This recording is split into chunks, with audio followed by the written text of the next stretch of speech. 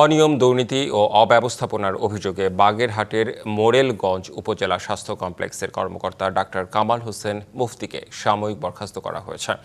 রবিবার স্বাস্থ্য ও পরিবার কল্যাণ মন্ত্রণালয়ের স্বাস্থ্যসেবা বিভাগ থেকে জারি করা এক প্রজ্ঞাপনে এ আদেশ দেওয়া হয়।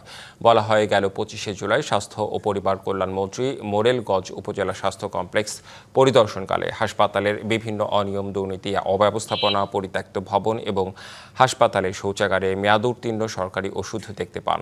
এসব ঘটনায় জনসেবার মান ও স্বাস্থ্য বিভাগের সুনাম ক্ষুণ্ণ হয়েছে বলে উল্লেখ করা হয়।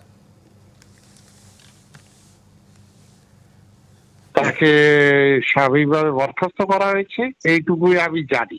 এটাই আমাকে অনেক সাংবাদিক জিজ্ঞাসা করছে, আমি এটাই বলছি। যেটা আমার হাতের কাছে পৌঁছায় নাই, বাট হয়তো মিডিয়ার মাধ্যমে বা নগদ নিয়ে এলো হার না মানা হার অফার। সর্বনিম্ন 10,000 টাকা রেমিটেন্স নগদে পাঠালে থাকছে স্বর্ণের হার জেতার সুযোগ।